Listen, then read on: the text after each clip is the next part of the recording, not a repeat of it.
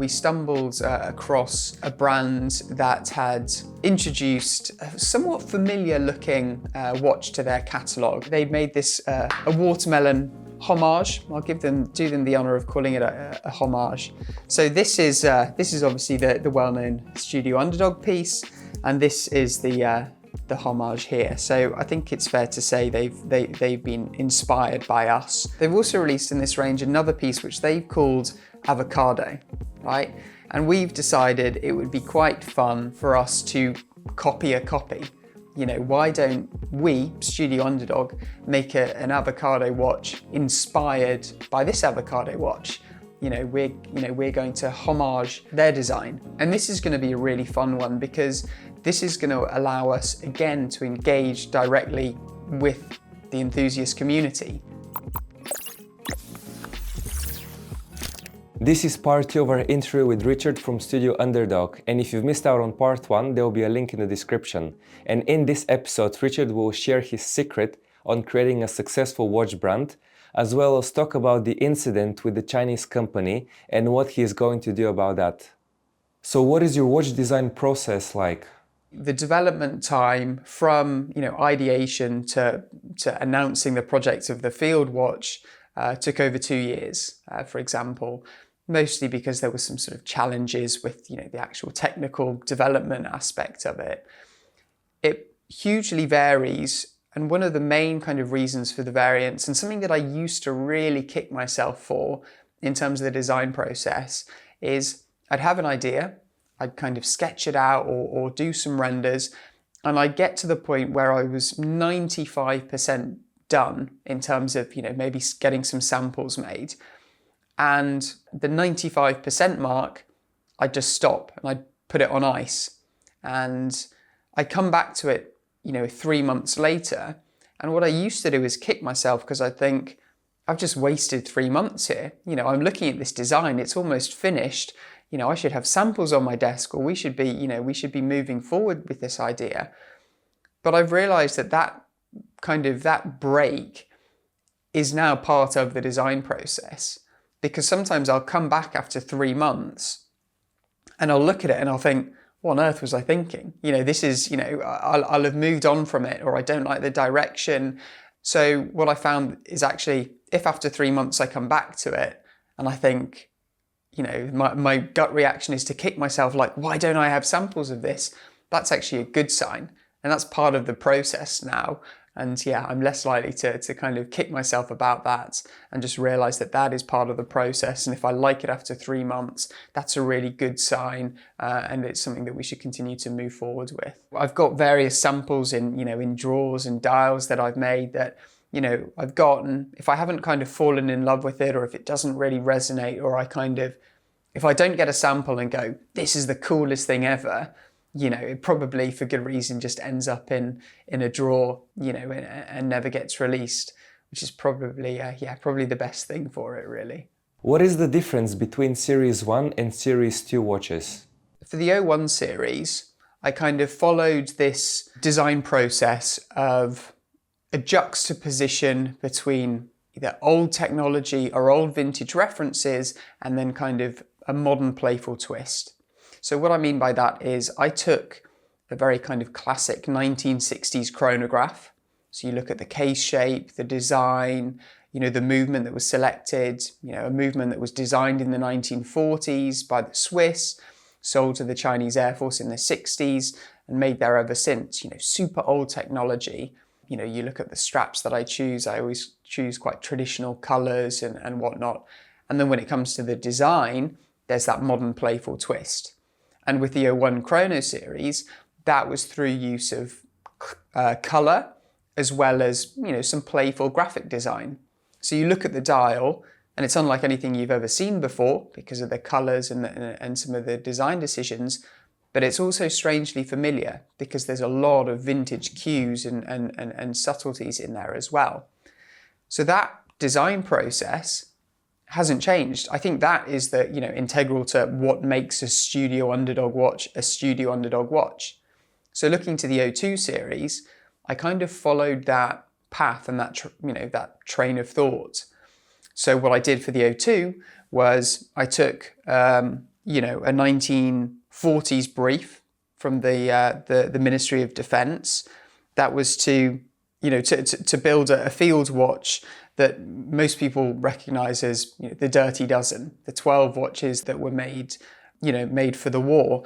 And I took that brief and I stayed true to it as best I could in a lot of the design details.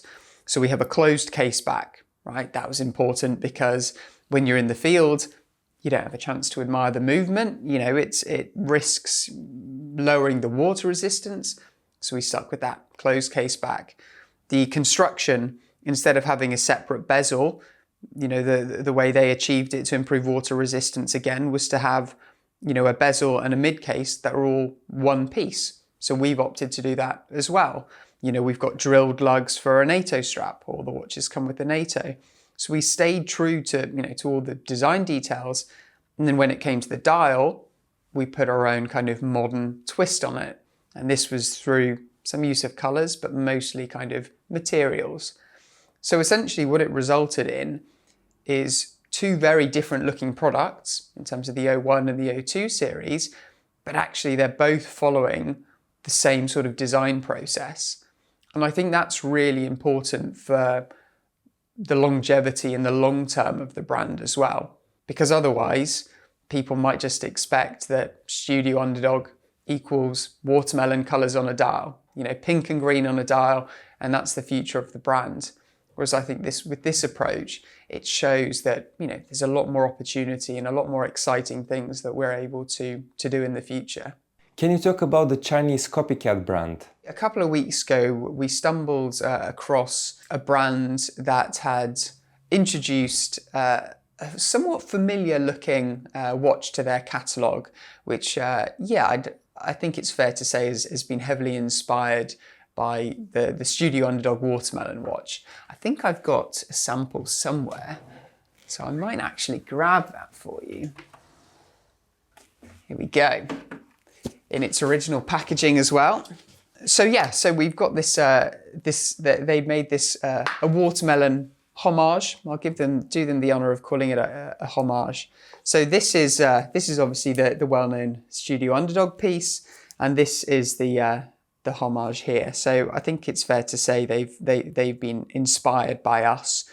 So rather than following the same path that a lot of other brands would follow in terms of going, let's sue them, or this is a bad thing, for us this is kind of a positive. We're a brand that's 3 years old, and we've got other brands looking up to us. We've got other brands that are wanting to kind of, whether it's us on a mood board or whether it's pretty much a like for like copy, it's something that's quite exciting. It shows that we're on the right path. We're clearly doing something right. They've also released in this range another piece which they've called Avocado, right? And we've decided it would be quite fun for us to copy a copy. Why don't we, Studio Underdog, make an avocado watch inspired by this avocado watch? We're going to homage their design.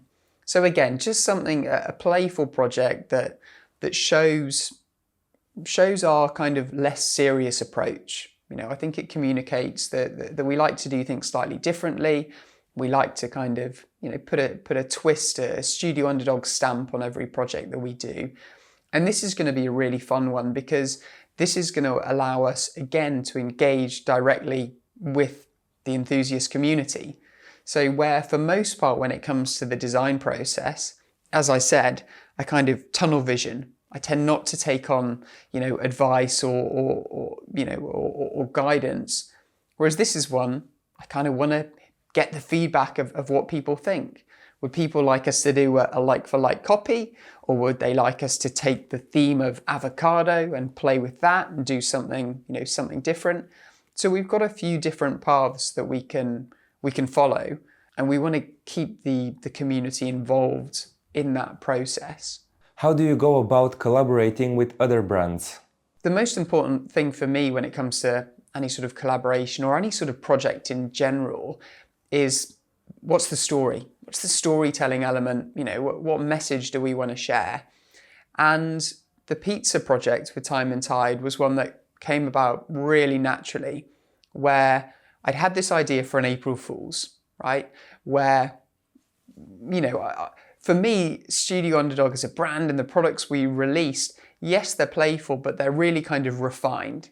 So when it came to doing an April Fool's, what I wanted to do was lean really heavily into the foodie theme, whilst doing something that at a glance is pretty unrefined and, you know, very obnoxious in a way.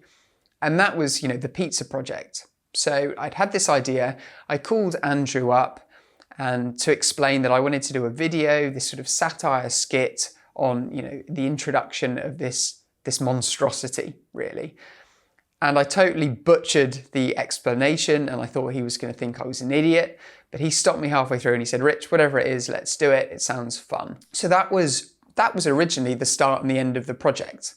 We'd done this silly little video and it wasn't really meant to kind of go any further.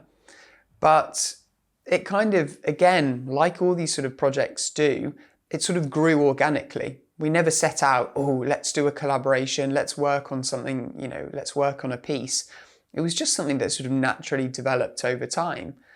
And about 6 months after that, you know, the April Fool's skit that we did, we started to make some samples to see what they'd come out like. And they kind of looked really good.